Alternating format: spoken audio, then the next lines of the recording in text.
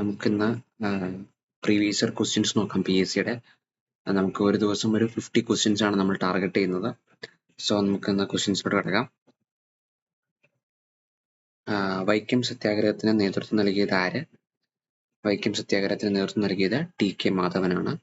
ഈ K കേളപ്പൻ എന്ന് പറയുന്നത് നമുക്ക് കേരളത്തിന്റെ ഗാന്ധി എന്നറിയപ്പെടുന്ന ഒരു വ്യക്തിത്വമാണ് K കേളപ്പൻ. പിന്നെ അതേപോലെ തന്നെ വൈക്കം സത്യാഗ്രഹത്തിന് നേതൃത്വം നൽകിയത് TK മാധവനാണ്.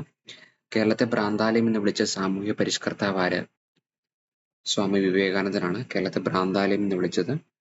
തിരുവിതാംകൂറിലെ രാജവാഴ്ചയുടെ അഴിമതികളെയും അനീതികളെയും വെളിച്ചത്ത് കൊണ്ടുവന്ന സ്വദേശാഭിമാനി പത്രത്തിന്റെ സ്ഥാപകനാര്? വക്കം അബ്ദുൽ ഖാദി മൗലവിയാണ് സ്വദേശാഭിമാനി പത്രത്തിന്റെ സ്ഥാപകൻ. പിന്നെ അതേപോലെ തന്നെ ഈ രാമകൃഷ്ണപിള്ളയാണ് അതിന്റെ എഡിറ്റർ.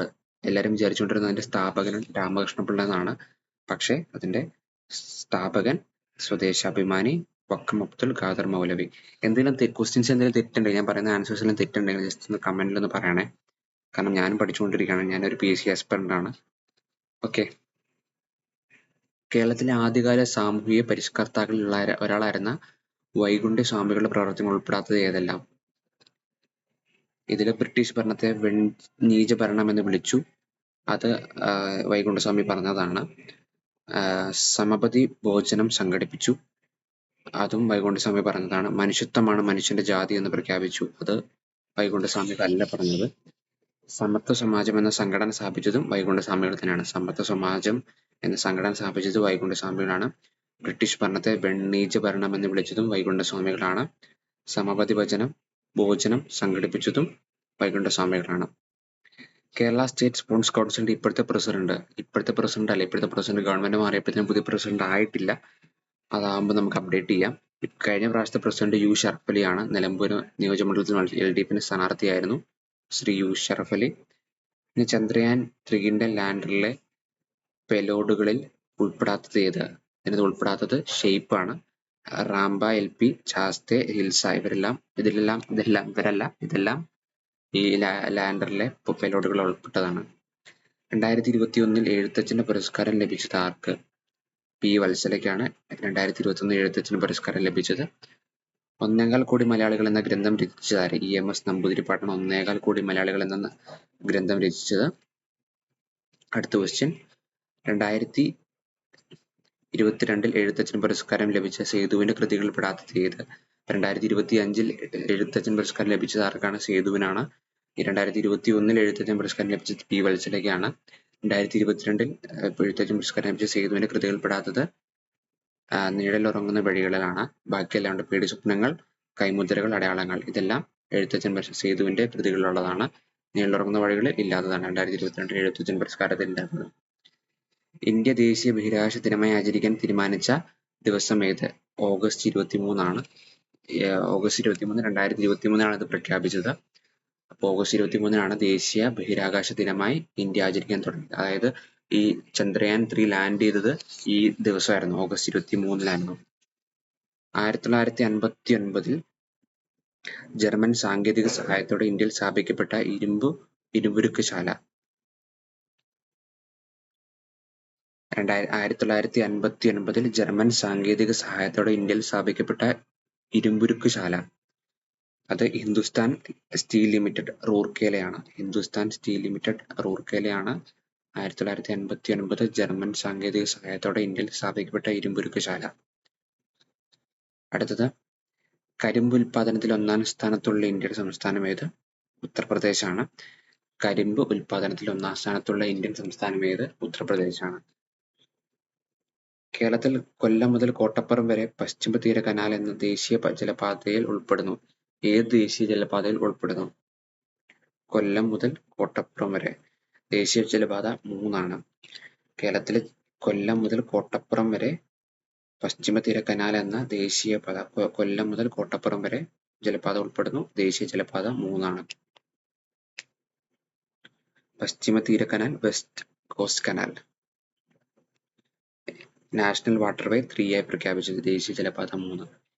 ഇന്ത്യയുമായി വടക്ക് പടിഞ്ഞാറ് അതിർത്തി പങ്കിടുന്ന രാജ്യം. ഇന്ത്യയുമായി വടക്ക് പടിഞ്ഞാറ് അതിർത്തി പങ്കിടുന്ന രാജ്യം ഏതാണ്? അഫ്ഗാനിസ്ഥാനാണ്.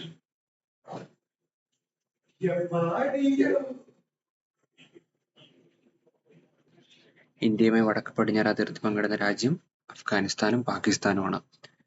യങ് ഇന്ത്യ പത്രത്തിന്റെ സ്ഥാപകൻ ആര്?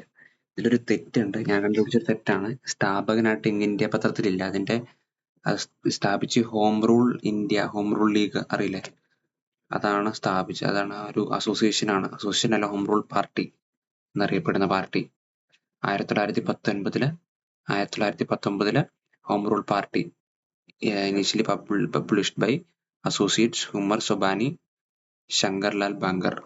അപ്പൊ ഇവരാണ് അതിന്റെ ഒരു ഹോം റൂൾ പാർട്ടിയുടെ ഒരു നേതാക്കന്മാരായിരുന്നു, അസോസിയേറ്റ്സ് ഒക്കെ ആയിരുന്നു. അപ്പൊ ഇവരാണ് ഇത് തുടങ്ങിയത്. ഇവരല്ല, ഈ ഹോം റൂൾ പാർട്ടിയാണ് തുടങ്ങിയത്. ഇതിന്റെ എഡിറ്റർ ആയിട്ടാണ് മഹാത്മാഗാന്ധി വന്നിരിക്കുന്നത്. ഇനി മിസ്സിസ് ആനി ബസന്ത് ആണെങ്കിൽ ഈ ന്യൂ ഇന്ത്യ പത്രത്തിന്റെ ഒക്കെ സ്ഥാപകയായിരുന്നു. പിന്നെ കോൺഗ്രസിന്റെ ആദ്യത്തെ പ്രസിഡന്റ് ആയിരുന്നു. അങ്ങനത്തെ കുറെ പൊസിഷൻസിലൊക്കെ വഹിച്ച ആളാണ് ആനി ബസന്ത്. സോ അതൊരു തെറ്റുണ്ടെന്ന് തോന്നുന്നു, എനിക്കറിയില്ല. PSC ആണ്. നെക്സ്റ്റ്, പാരമ്പര്യേതര ഊർജ സ്രോതസ്സിന്റെ സവിശേഷത അല്ലാത്തത് ഏത്? പാരമ്പര്യേതര സ്പെല്ലിംഗ് മിസ്റ്റേക്സ്, എൻ്റെ ഒരു ബുദ്ധിമുട്ടുണ്ട്. ഊർജ സ്രോതസ്സിന്റെ സവിശേഷത അല്ലാത്തത് ഏത്?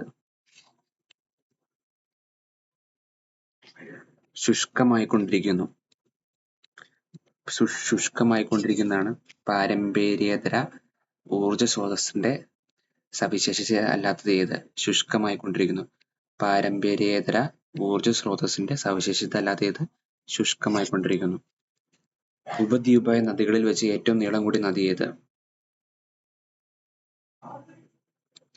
ഉപദ്വീപായ നദികളിൽ വെച്ച് ഏറ്റവും നീളം കൂടിയ നദി ഏത്? ഗോദാവരിയാണ്. ദക്ഷിണ ഗംഗ എന്നറിയപ്പെടുന്നതും ഗോദാവരിയാണ്. ദക്ഷിണ ഗംഗ എന്നറിയപ്പെടുന്നതും ഗോദാവരിയാണ്. ഉപദ്വീപുകളിൽ നദിയിലെ ഏറ്റവും നീളം കൂടിയ നദി ഗോദാവരി.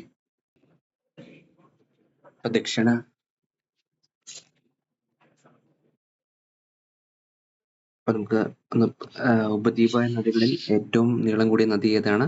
ഗോദാവരി. അത് second longest river in India ആണ്, ഗംഗ കഴിഞ്ഞാല്. ഓക്കെ. പടിഞ്ഞാറൻ തീരസമതലവുമായി ബന്ധമില്ലാത്ത പ്രസ്താവനകൾ ഏവ? പടിഞ്ഞാറൻ തീരസമതലവുമായി ബന്ധമില്ലാത്ത പ്രസ്താവനകൾ ഏത്? കായലുകളും അഴിമുഖങ്ങളും കാണപ്പെടുന്നു.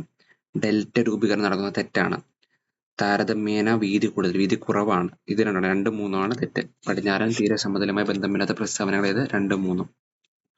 ഇന്ത്യയിൽ റെയിൽ ഗതാഗതം ആരംഭിച്ച വർഷം 1853. ഇന്ത്യയിലെ ഏറ്റവും വലിയ കൽക്കരിപ്പാടം എവിടെയാണ്? ഛാറിയയിലാണ് ഇന്ത്യയിലെ ഏറ്റവും വലിയ കൽക്കരിപ്പാടമുള്ളത്. ഈ ഛാറിയ ജാർഖണ്ഡിലാണ്. അതുകൂടെ ഒന്ന് ഓർമ്മ വെക്കണം. ഓക്കെ, നമുക്ക് അടുത്ത വീഡിയോ കാണാം.